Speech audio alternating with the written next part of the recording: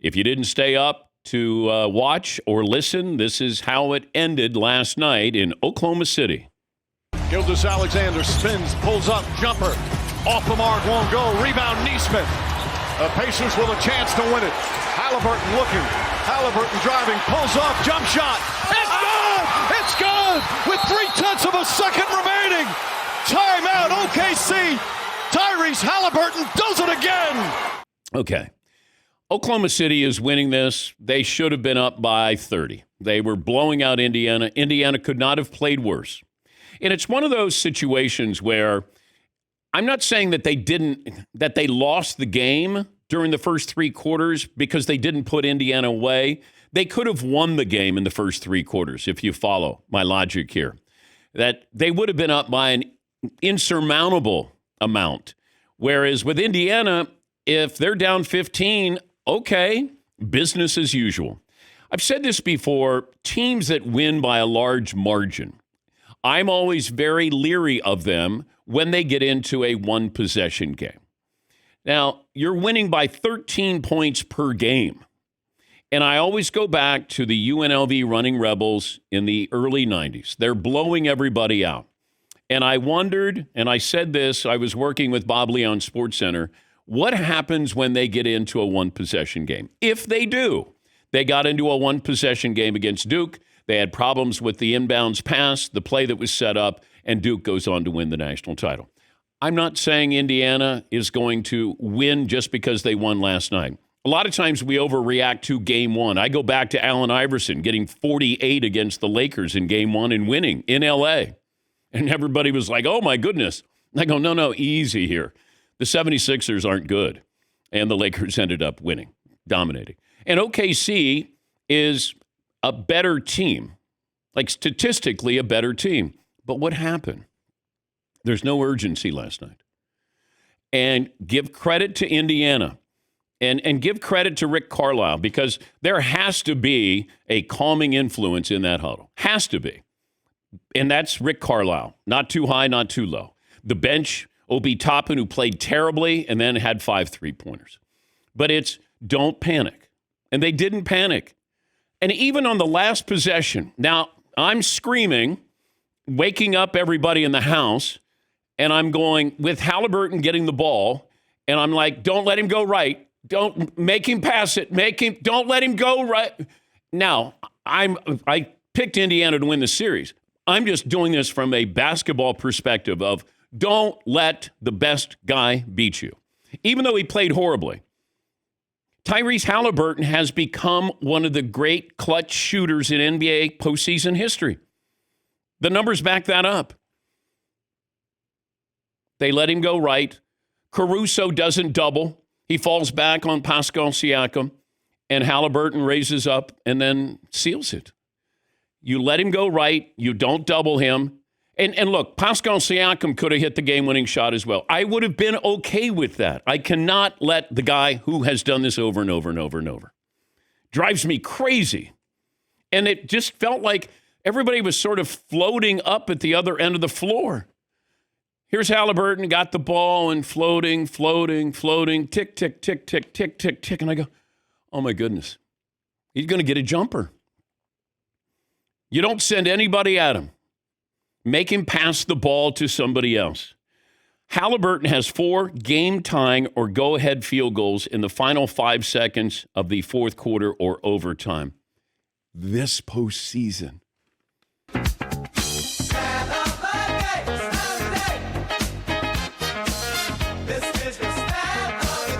Brought to you by Panini America, the official trading cards of the program. Here is Halliburton on that game-winning shot.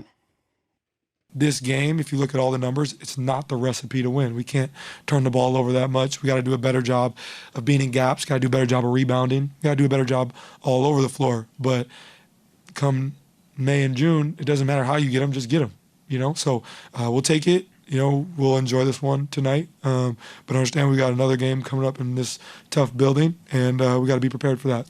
Yeah, they played horribly. And I guess if you're Rick Carlisle, you're like, okay, we can't play this bad, can we? Again? Well, you can't play this badly again and win again, I'm going to guess. But OKC you're just kind of floating. Hey, Shea Gilgeous, it felt like they were standing around watching Shea Gilgeous. Like, hey, man, he's putting up a lot of points here. These guys are committing turnovers. They're not any good. Then all of a sudden it's like, all right, chip away, chip away, chip away, chip away. Now all of a sudden that next possession is really important. And Shea Gilgeous got the shot that he wanted. He misses the shot. And then transition defense. I just can't, for the life of me, can't understand why you let Tyrese Halliburton have a shot. Yes, Marvin. Also, the Pacers had so many turnovers, and the Thunder didn't take advantage of it. I think they only got 11 points off of all of those turnovers that the Pacers had last night. Once again, they couldn't have played worse, but they won the game, and they won the game in OKC. In case you're wondering, for entertainment purposes, the Pacers are 11-point underdogs this time around. We talked about this yesterday. And if you're going to pick the Pacers to win a game, it was yesterday. It was last night. We see this, that team struggling, scraping, scrapping, and then, here we are, game one. Meanwhile, you've been waiting for your opponent to come into town, and the Pacers came in. And granted, they did not play well at all. OKC should have won that game by double digits. They were favored by 9.5. But the Pacers, 11-point underdogs at OKC. But they've done what they needed to do. And that is, and look, there could be a gentleman's sweep. I mean, there are probably a lot of people, smart people, analysts who say, hey, OKC can still, they can sweep this. They can win in 5. And okay, probably can. They have the talent, have the team. But at least the Pacers said, not so fast. Maybe we only get parting gifts for being in the NBA Finals. We're going to make you work for this. But that's inexcusable.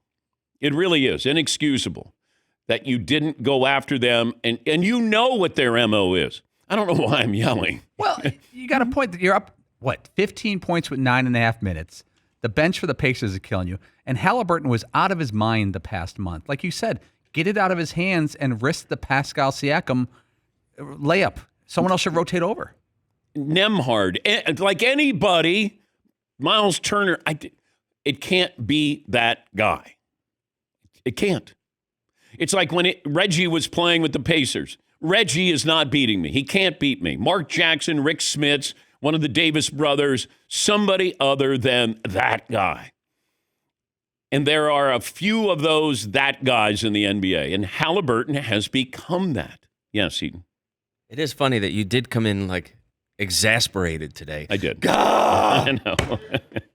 Dang, dude, I didn't know that you were riding that hard. Oh, you just don't let him go right. I know. It's the one guy. I know. I know. Gah!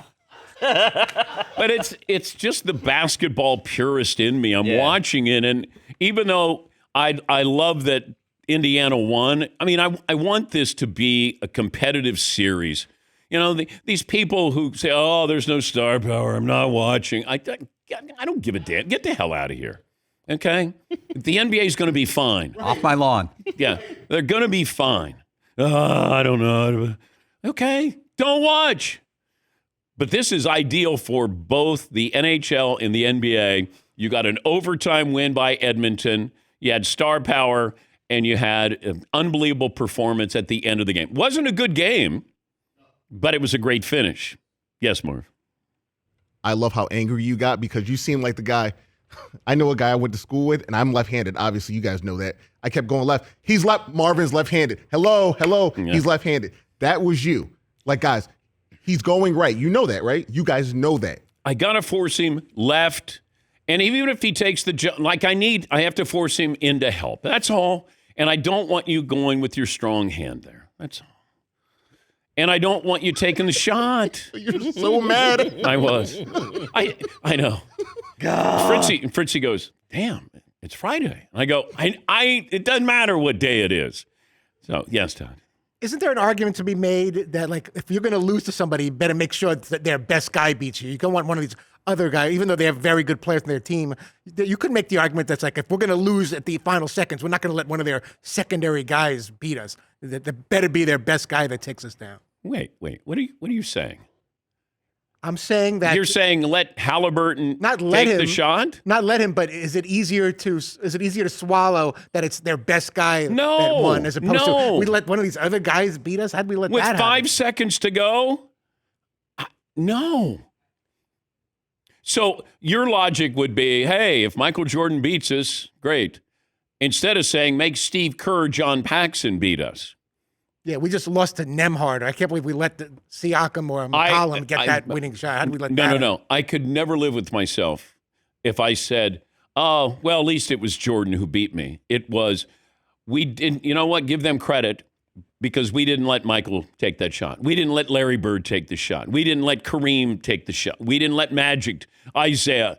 The great players, I mean, that's why they're great. They do make plays. But this felt like this could have been prevented. Now, obviously, in the first 3 quarters or deep into the fourth quarter. But if you look at the transition, it's very, okay, all right. And I'm thinking the game's on the line. All he needs is a 2. This can't be a game that feels like December. I was just shocked. That's all. I was shocked. Damn. All postseason, you've been saying the same thing. I know. I just I felt, and you know the Danettes sometimes just let me go. Like they just leave me alone. I'm talking to them, but they're not. They're like, okay, all right, let him get it out. All right, let me take a break here. I got to do a 20. I love the, good morning, DP. Marv, what I know. the bleep was that last night? I know. Good morning? Yeah.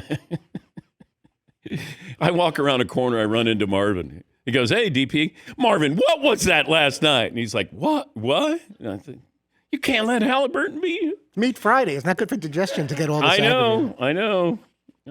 All right.